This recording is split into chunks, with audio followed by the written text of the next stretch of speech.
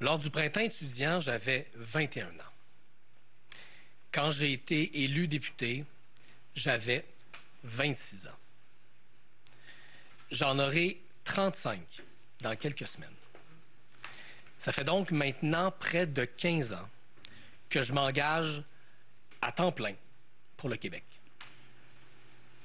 Dans les 3 derniers mois, pour la première fois depuis longtemps, j'ai eu beaucoup de temps pour réfléchir.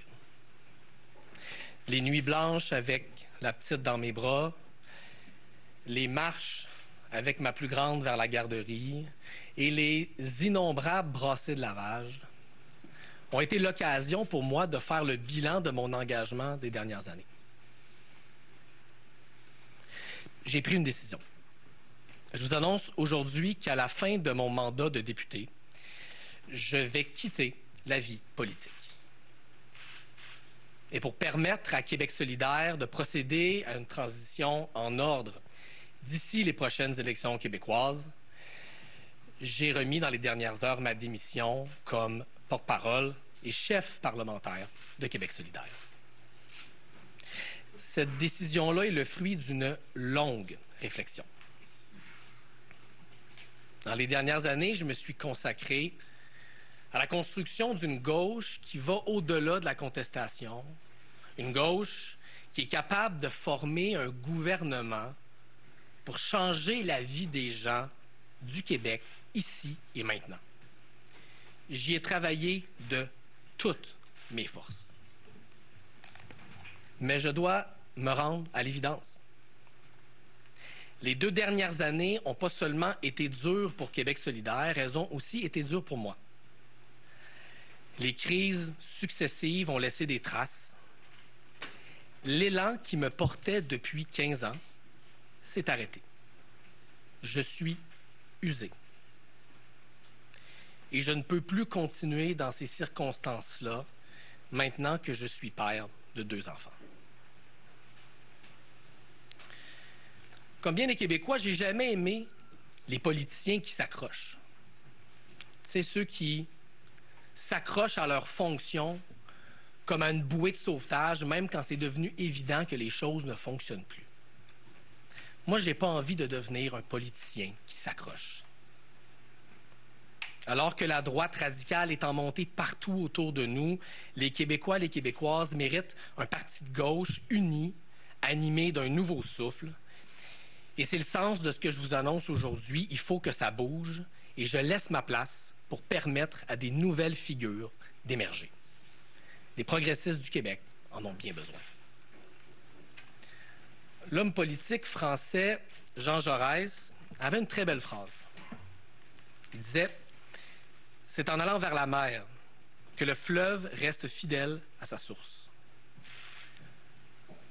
Je trouve que ça reflète bien mon parcours des 15 dernières années. En 15 ans, c'est vrai que j'ai changé. J'ai pris de la maturité, peut-être un peu d'expérience. Mais mes valeurs et mes rêves sont toujours restés les mêmes. C'est ça ma plus grande fierté.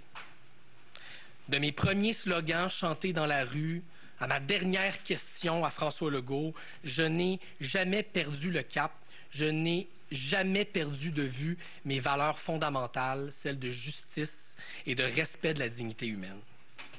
En 15 ans, j'ai jamais perdu le cap et surtout, j'ai jamais perdu espoir. Et même aujourd'hui, alors que je démissionne de mes fonctions, je ne renonce à rien, ni à l'indignation, ni à l'espoir. Parce qu'il n'y a aucune raison d'arrêter de s'indigner. Il y a trop de choses qui ne tournent pas rond au Québec. Chaque jour dans nos écoles, il y a des milliers d'enfants qui ont le ventre vide. Chaque année, il y a des familles honnêtes qui se font appauvrir parce que des spéculateurs veulent faire une pièce de plus.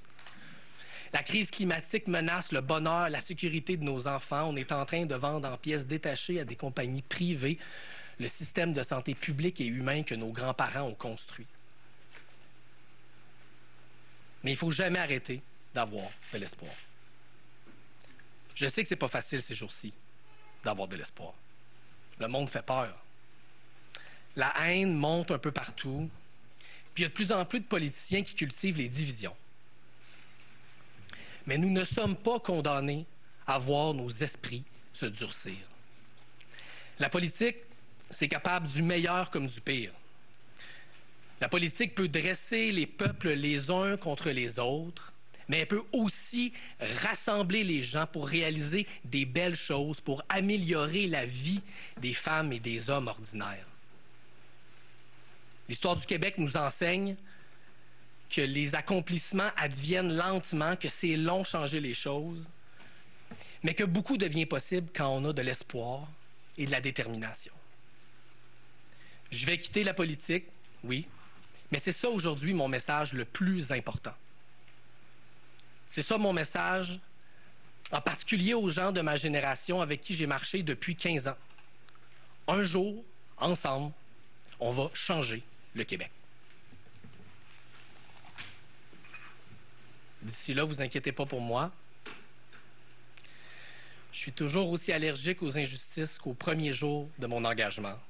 Et ça ne changera jamais. Mon amour pour le peuple québécois, lui, il continue de grandir. Les batailles que j'ai menées dans les 15 dernières années, je vais continuer de les mener. Je vais le faire différemment, mais je vais le faire. Je ne sais pas encore exactement comment je vais le faire, mais je vais le faire. Avant de conclure, je veux remercier les gens qui m'ont accompagné.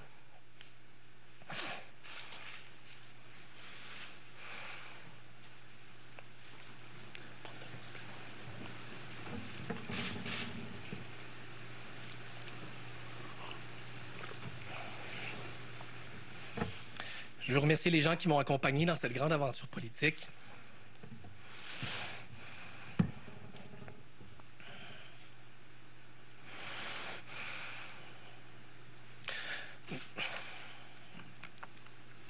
D'abord, ma blonde, mon amour, Maëlle.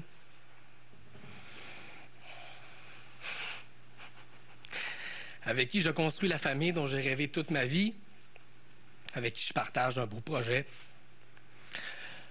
Celui de construire un Québec où Hélène et Louise vont vivre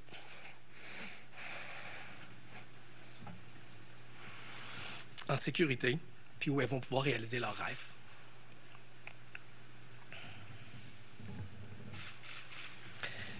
Ensuite, ma famille a commencé par ma mère, Lucie, mon père Gilles, qui m'ont légué le plus important, leur amour, leurs valeurs. Je veux aussi remercier mes collègues députés solidaires. Je veux remercier les élus de notre parti, les militants et les militantes de Québec solidaire.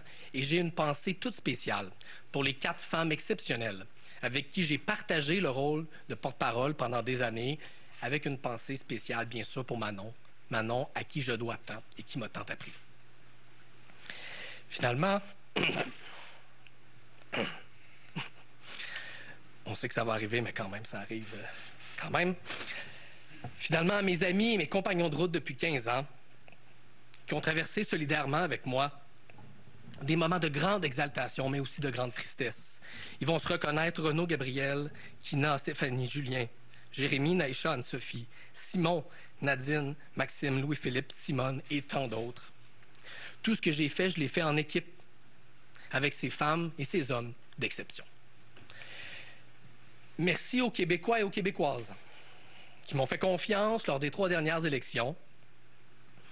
Merci à ceux et celles que j'ai croisés dans un Tim Hortons, au Saint-Hubert, sur une ligne de piquetage ou au CPE et qui m'ont donné une tape dans le dos quand c'était plus difficile. Mes derniers mots vont pour les électeurs de ma circonscription, de mon comté. À 3 reprises, les électeurs, les électrices de Gouin m'ont fait confiance dans des proportions qui m'ont toujours touché. Être leur député, ça demeure le plus grand honneur de ma vie politique. Et je n'ai pas l'intention de briser le contrat moral que nous avons ensemble. Ils et elles peuvent donc compter sur moi pour être leur député solidaire jusqu'à la fin du mandat qu'ils m'ont donné. Je vous remercie, puis je vais prendre vos questions. Merci beaucoup pour la période de questions. Je vous invite à vous avancer au micro qui est à l'autre extrémité, vous présenter une question, une sous-question, comme on est nombreux aujourd'hui. Merci. Bonjour, Camille. Bonjour. Camille Cassé-Simonet de Radio-Canada. Vous annoncez quitter la vie politique. Est-ce que vous nous confirmez donc que vous n'allez pas vous présenter aux élections fédérales ou municipales? Oui, je vous le confirme. Super. Deuxième question, qu'est-ce qui vous attend professionnellement? Où on risque de retrouver Gabriel Nadeau-Dubois dans les prochains mois, prochaines années? Dans les prochains mois, je vais faire mon travail de député. Être choisi par ses concitoyens, ses concitoyennes pour les représenter à l'Assemblée nationale, c'est un énorme privilège. Et moi, je prends ce privilège-là au sérieux et je vais faire ma job de député jusqu'au dernier jour parce que c'est ce que m'ont demandé les électeurs et les électrices de ma circonscription. Par la suite, franchement, je ne le sais pas. J'ai 34 ans. J'ai encore une bonne partie de la vie devant moi. Je ne sais pas ce que l'avenir me réserve, mais je sais que peu importe quel choix je vais faire, mes valeurs sont intactes. Puis je vais juste essayer de trouver une nouvelle manière de les faire avancer au Québec. Merci. Merci. Bonjour, c'est Yves Poirier de TVA. Bonjour. Qu'est-ce qui est le plus difficile? Gérer sa famille, ses enfants ou gérer peut-être l'aile plus dure, progressiste de QS? Si je pensais que c'était possible de faire tout ça dans la prochaine année, j'aurais pris une décision différente. Les 2 dernières années ont été compliquées. Mes filles méritent un papa qui n'est pas seulement présent, mais qui est aussi disponible, puis qui est aussi là avec tout son cœur et tout son esprit. Puis dans les 2 dernières années, j'ai pas été capable de faire ça parce que la vie interne de Québec solidaire a été trop difficile. Et donc, j'arrive à la conclusion que la bonne chose pour moi, c'est de laisser la place à d'autres personnes. Puis moi, j'ai confiance en l'avenir. Et quel est votre plus grand legs pour la gauche entre 2012 et 2025? Vous allez me permettre de ne pas moi-même définir mon propre legs. Je ne sais pas si j'en ai un, honnêtement. Mais ce qui me rend fier, en tout cas, c'est d'avoir contribué à faire avancer des idées qui jadis étaient marginales, puis qui aujourd'hui le sont un peu moins. La crise du logement, on n'en parlait presque pas en politique québécoise. Puis je pense qu'à Québec solidaire, on a contribué à faire exister ce débat-là au Québec. La crise climatique, l'environnement, c'était tout au bas de la liste des priorités politiques quand je suis rentré en politique en 2017. Aujourd'hui, c'est impossible de se présenter, ou en tout cas presque impossible de se présenter en politique sans avoir un agenda environnemental. C'est les 2 premières idées qui me viennent comme ça. La vérité, c'est que je vais avoir besoin de plusieurs années pour faire le bilan de ce cycle de 15 ans dans lesquels j'ai fait toutes sortes de choses. Puis je pense que les réponses vont me venir tranquillement dans les prochaines années. Merci. Merci. Bonjour. Benoît Valois-Nadeau du Devoir. Bonjour. À quel point, justement, les dissensions internes au sein de QS, la remise en question de votre leadership a pesé dans la décision que vous annoncez aujourd'hui? Les critiques, ça fait partie de la politique. Quand on se lance en politique, on sait qu'il va y en avoir. Mais c'est sûr que quand elles viennent, non pas des gens devant nous, mais des gens autour de nous et derrière nous dans notre parti, c'est sûr que ça fait plus mal. Et oui, ça joue un rôle dans ma décision. Bien sûr. Il y a aussi le fait d'avoir maintenant 2 petites cocottes à la maison dont je dois m'occuper. Puis tout ça concourt dans la même direction. Est-ce que Québec solidaire, selon vous, est toujours le bon véhicule pour transmettre vos idéaux de gauche? Ouais. C'est les membres de Québec solidaire qui vont débattre de l'avenir du parti. Moi, vous comprendrez que je vais me placer en retrait de ces débats-là pour l'année qui me reste à servir au Parlement du Québec. Et la question reste ouverte. L'avenir de ce parti-là sera décidé par ses membres, par les femmes et les hommes qui s'y impliquent, par Ruba, que j'aime beaucoup, par le nouveau porte-parole qui va être élu, j'imagine, quelque part dans la prochaine année. Et ce sera à eux à décider de l'avenir de ce parti qui a énormément de potentiel. On a besoin, c'est essentiel, d'une gauche politique présente, non seulement présente au Parlement du Québec, mais qui aspire à gouverner le Québec rapidement. Moi, je demeure convaincu que Québec solidaire a ce potentiel-là. Mais à partir de maintenant, c'est des débats qui vont se faire sans moi. Merci.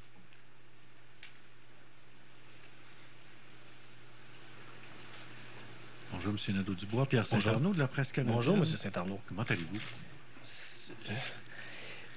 Aussi serein qu'on peut l'être quand on prend une telle décision.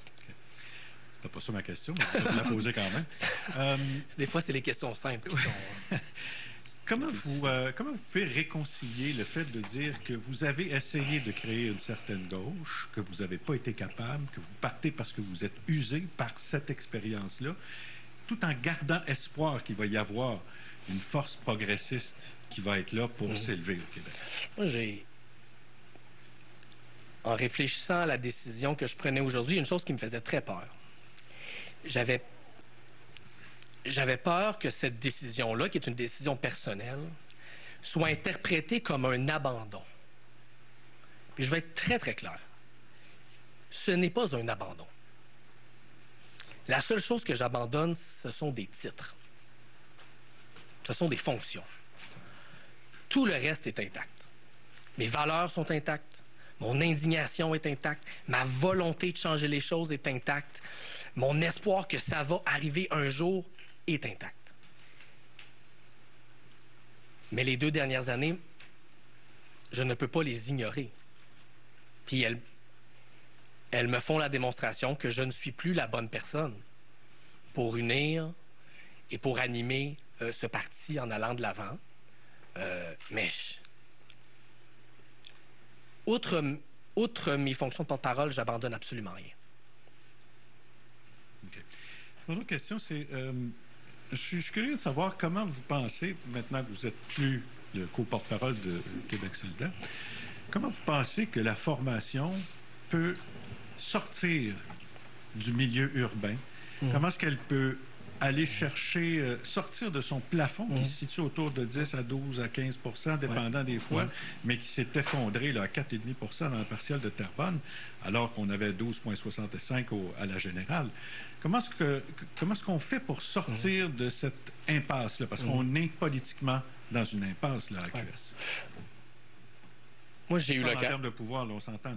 Moi, j'ai eu l'occasion dans la dernière année, à plusieurs reprises, de mettre carte sur table avec les membres du parti et leur dire quelle était, moi, ma vision, quel était le chemin que je pensais personnellement être le bon pour relancer Québec solidaire. Ces débats-là, ils vont se poursuivre, hein, ils ne sont pas terminés. Et mon départ, je ne m'attends pas à ce que ça signale la fin de ces débats-là. Ce sont des débats qui vont continuer. Mais moi, à partir de maintenant, moi, je vais me placer en retrait de ces débats-là. Je vais me garder une grande réserve parce que je pense que c'est à la nouvelle vague qui va venir, aux nouveaux visages qui vont émerger, d'avoir ces débats-là puis de trancher ces questions-là. Mais je pense que c'est bien connu où je loge, mais je pense que ce serait maladroit puis ce serait même irrespectueux, maintenant que je quitte, de continuer, alors que j'annonce que je ne me représente pas, de continuer à mettre mon grain de sel, alors que je pense que j'ai fait ma contribution. Vous n'avez pas joué à la belle-mère? Je suis ni au beau-père. Bonjour, Henri Ouellet de Vézina de la Presse. Bonjour. Sans vouloir jouer à la belle-mère, est-ce qu'il y a quand même un conseil général que vous aimeriez donner à la personne qui prendra votre place, s'il y en a une autre, là, parce qu'il y a toujours Mme Gazal qui est là, mais s'il y a un autre co-porte-parole qui est nommé, quel conseil vous lui donnez pour se relever des crises successives que vous avez citées? Je suis pas assez vieux pour te donner des conseils.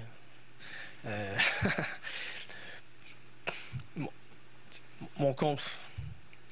Une des choses que moi j'ai apprises en politique, là, c'est qu'il n'y a rien de plus important qu'écouter les gens. Puis les gens, c'est pas toujours les journalistes. Il faut parfois les écouter, comprenez-moi bien. Là. Non, mais c'est pas toujours les journalistes, c'est pas toujours les analystes, c'est pas toujours les intellectuels, les universitaires. Puis c'est pas toujours s'écouter entre nous, militants, militantes, élus, députés. C'est écouter le monde qu'on croise au Tim Hortons, c'est écouter le monde qu'on croise dans un café, c'est écouter le monde qui nous accoste dans la rue en disant « Hey, je suis pas d'accord avec ce que tu fais, toi. » Moi, j'ai appris beaucoup plus en 8 ans de politique à discuter avec les gens que j'en ai appris en une dizaine d'années à l'université. on fait de la politique pour le monde. Puis quand on oublie le monde, on se trompe. Merci.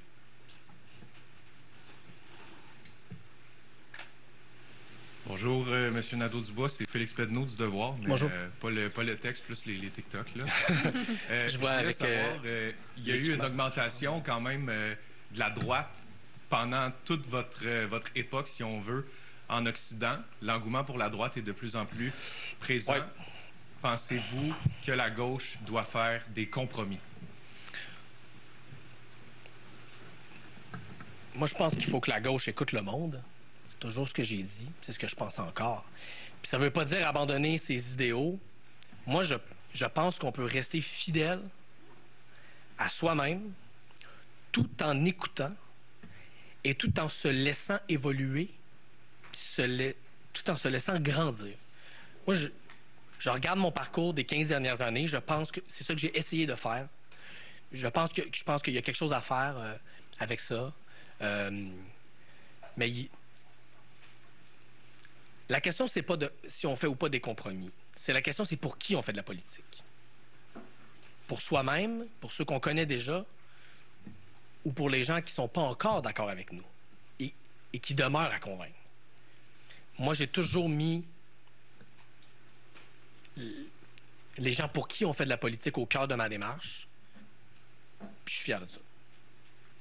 Merci. Est-ce qu'il y a d'autres questions en français? On va passer en anglais, merci. Je suis usé. Voilà comment Gabriel Nadeau-Dubois nous annonce aujourd'hui qu'il abandonne son poste de